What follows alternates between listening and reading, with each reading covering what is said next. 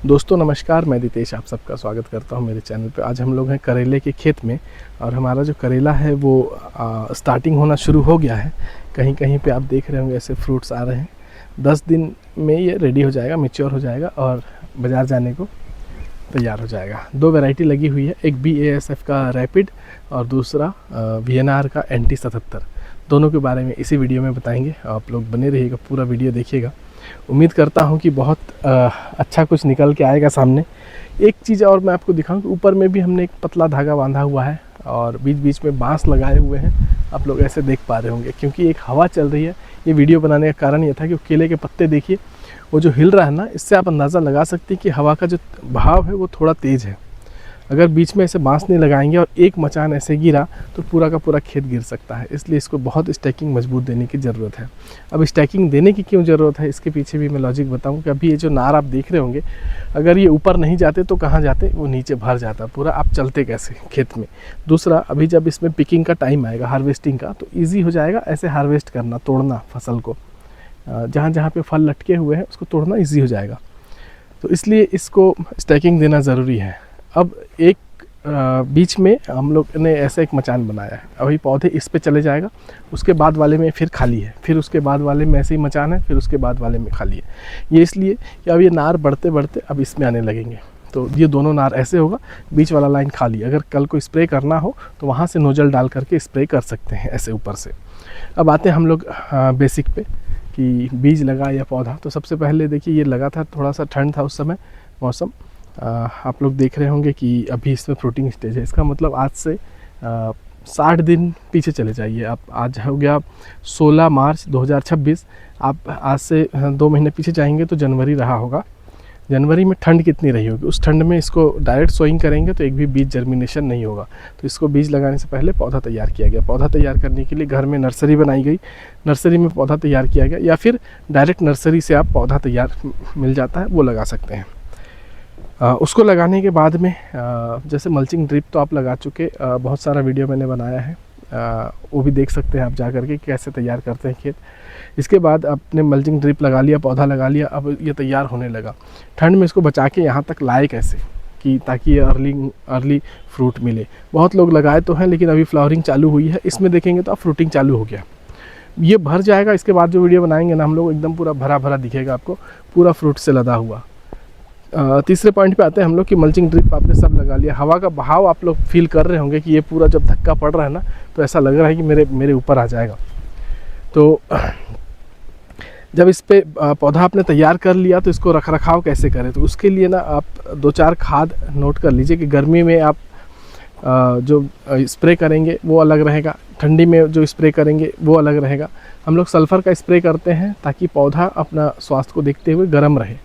उस समय से इसको बचा करके लाते लाते अभी हम लोग यहाँ तक पहुँचे हैं। इसमें 50% मेल फूल और 50% फीमेल फूल दोनों आते हैं। कई बार आप लोग देखते होंगे कि कुछ फूल झड़ जाते हैं, ड्रॉप हो जाते हैं, तो इसका मतलब ये नहीं कि वो है। ये पॉलिनेशन के लिए ज़रूरी भी है। अगर आप नोटिस करें, मैं पास से दिखाऊं तो इसको हम लोग फीमेल बोलते हैं जिसमें ये फल लगा है, और इसको हम लोग मेल बोलते हैं जिसमें फल नहीं लगा है। आप देखेंगे तो इसमें एक हरे कलर का परागकण दिखेगा और इसमें पीले कलर का परागकण दिखेगा। बिल्कुल जैसे बाकी पौधे में होता है वैसे ही इसमें भी आपको देखने को मिलेगा। ये पॉलिनेशन का काम आता है। कई सारी वैरायटी में 10% मेल और 90% फीमेल होते हैं। किसी किसी वैरायटी में 20% 30% ऐसा एक रेशियो रहता है, लेकिन जिसमें 50% है उसमें फल ड्रॉप होने के चांसेस बिल्कुल नहीं रहते हैं। इसलिए अच्छी वैरायटी का भी चयन करना ज़रूरी है। इसके बाद हम लोग आते हैं कि जैसे अब फ्लावरिंग स्टेज चालू हो गया, अब हम लोग खाद क्या चलाएँ। लोग 19-19-19 जो ग्रोथ के लिए देते हैं, अब वो 18-18-18 देने लगे, 24-24-24 का खाद आने लगा। तो इतने सारे खाद हैं, हम लोग चलाएं क्या। 2-4 खाद के बारे में बताऊंगा, बिल्कुल नोट डाउन करके रख लीजिएगा। 105234 जो मेरा फेवरेट खाद है, मैं लगभग रिकमेंड करता हूँ। उसके जगह पे भी अभी बहुत सारे खाद आ गए हैं। लोग अलग अलग जिसका जैसा सूटेबल हो, एक बार शूट कर गया तो वो कंटिन्यू उसी वो कर रहे हैं। खाद कोई ख़राब नहीं है। आप अगर 19-19-19 भी देंगे तो भी ये पौधा परफॉर्म करेगा, क्योंकि उसको नाइट्रोजन, फास्फोरस, कैल्शियम सब मिल रहा है। लेकिन मात्रा कितनी मिलनी चाहिए वो डिपेंड करता है। कई बार आप लोग देखते होंगे कि इसके तना चपटा हो जाता है, फटने लगता है, तो सब सिर्फ खाद और खाद का ही प्रॉब्लम होता है। तो ये सब चीज़ें छोटी छोटी चीज़ें हैं। जैसे 105234 मैंने बताया, 19-19 बताया। ये सब खाद आप जब यूज़ करते हैं अलग अलग, तो अलग अलग परफॉर्मेंस के लिए होता है। बीच बीच में आपको इसमें कंटिन्यू स्प्रे लेना होगा फंगिसाइड का, ताकि किसी भी तरह का इसमें बीमारी आने से पहले आपको पता चल जाए। इसमें एक प्रॉब्लम और होता है जो होता है थ्रिप्स का। जैसे यहाँ पे आप देखेंगे ना, ये छोटे से पत्ते के नीचे में काले काले काले काले ब्लैक थ्रिप्स लग जाते हैं। उसको चेक करने के लिए आप मोबाइल ऐसे स्क्रीन ले लीजिए और इसको धीरे से ऐसे करके आप इस मोबाइल के स्क्रीन में ऐसे ठोक सकते हैं। अगर इसमें कुछ चलता हुआ दिख गया तो समझिए कि प्रॉब्लम है। अगर कुछ भी नहीं है, बिल्कुल क्लीन है, तो समझिए कि बहुत अच्छे से देख रेख किया गया है। 60 दिन का फसल हो चुका है, अभी इसका हार्वेस्टिंग 70 दिन में हो जाएगा, मुझे लगता है ऐसा पहला, क्योंकि कुछ फल हम लोग देख रहे हैं थोड़ा ज़्यादा बड़ा हो गया है। ये 2-4 दिन में ही तैयार हो जाएगा, ऐसा मुझे अनुमान है। तो ये सब जो फसल है ये तैयार होने में अभी 5 या 6 दिन में हो जाने वाला है। कुछ फल हम लोग ऐसे भी देखे हैं जो 2-3 परसों नरसों में भी तैयार हो जाएगा। तो ये सब करते हुए यहाँ तक फसल को लेकर के आए हैं।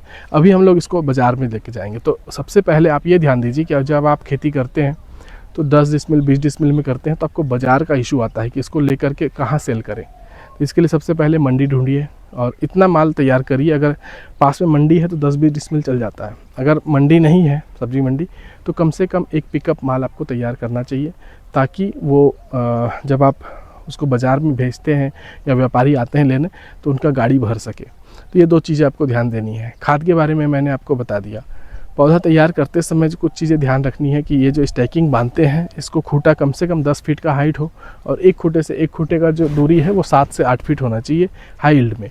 गर्मी के मौसम में थोड़ा मजबूत देने की ज़रूरत पड़ती है, क्योंकि मैंने आपको केला का पेड़ दिखाया था अभी हवा चलते हुए।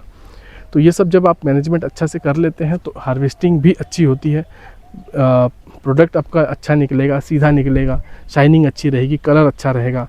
यही जब आप ज़मीन में लगाते हैं तो एक साइड का कलर उसका वाइटिश हो जाता है, जिससे आपका रेट नहीं मिलता है। आगे का पार्ट हम लोग दूसरे लाइन में करेंगे जहाँ पे BASF का रैपिड लगा हुआ है, वो देखेंगे आप लोग। ये जो हम लोग देख रहे थे ये VNR का NT77 है। रैपिड के वीडियो के लिए थोड़ा वेट करिए, हम लोग दूसरे प्लॉट पे जाते हैं और वहाँ देखते हैं। देख करके आप पता नहीं लगा सकते हैं बिल्कुल भी, अगर आप नए फार्मर हैं। पुराने फार्मर हैं तो बहुत जल्दी से आपको पता चल गया होगा कि उससे 2 या 4 दिन का ये लेट दिख रहा है, क्योंकि ये घना नहीं हो पाया अभी, लेकिन ये चलेगा लंबा और वो जल्दी फ्रूटिंग है और वो जल्दी ख़त्म भी होगा। तो ये चीज़ आपको फ़ायदे मिलने वाले हैं दोनों में। अगर आपको अर्ली चाहिए तो आप NT77 लगा लीजिए, थोड़ा 2-4 दिन का गैप आगे पीछे चलता है तो ये लगा सकते हैं। दोनों ही बहुत अच्छे प्रोडक्ट हैं, दोनों का ही प्रोडक्शन शानदार होने वाला है। इसका जब प्रोडक्शन पूरा आ जाएगा ना, तब आप देखने लायक रहेंगे कि क्या ही शानदार। इसमें भी देखिए, अगर ऐसे मेल फ्लावर देखें तो इसमें भी देखने को मिलेगा बीच बीच में, लेकिन फीमेल इसमें ज़्यादा है, परसेंटेज वाइज इसमें हो सकता है ज़्यादा है। आपको क्या काउंट हो रहा होगा प्लीज़ कमेंट में बताइएगा। बीच बीच में मेल फ्लावर यहाँ देख रहे हैं हम लोग, एक पौधे में 3-4 देख रहे हैं। तो अंतर दोनों में सिर्फ इतना है कि ये 2-4 दिन का पीछे है और वो 2-4 दिन पहले है। सीड थोड़ा सा इसका महंगा आता है, क्योंकि ये लॉन्ग लास्टिंग चलता है, लंबे समय तक ये इसका करेला चलेगा। जो पौधे की जो ग्रोथ है मुझे NT77 में थोड़ा ज़्यादा दिखा, ये थोड़ा लेट से ग्रो करेगा लेकिन ये लंबा भी चलेगा। तो अगर दोनों में आप कंपैरिजन करना चाहते हैं, वीडियो को फिर से बैक करके देख लीजिए, एक बार आपको क्लियर समझ में आ जाएगी। इसमें भी मचान है, लेकिन मचान को अभी टच नहीं हो पाया और उसमें मचान में लगभग टच हो गया है। दोस्तों, अगर आपको ये दोनों वैरायटी में कौन सा अच्छा लगता है, कौन सा आप लगाते हैं, कमेंट में ज़रूर बताइएगा। 300 लाइक कम से कम इस वीडियो में मुझे चाहिए, ताकि मैं इसका अगला पार्ट आपके लिए ला सकूं। मैं एक बार चाहूँगा कि पूरा पीछे तक हम लोग चलें और क्या सीन है, कैसा दिखता है, वो हम लोग को देखने को मिलेगा। बहुत सारे इसमें फ्रूट सेट होने चालू हो गए हैं और टाइमिंग जो है लगभग दोनों का सेम था, दोनों का ही पौधा उसी समय लगाया हुआ था। अभी दोनों की हार्वेस्टिंग चालू होनी है। ये 10 दिन में हो जाएगा और जो पहले हमने देखा वो 7 दिन में हो जाएगा। अंतर सिर्फ इतना है। इसका जो साइज़ है वो NT77 से थोड़ा सा बड़ा होगा, NT77 थोड़ा सा इससे छोटा होगा।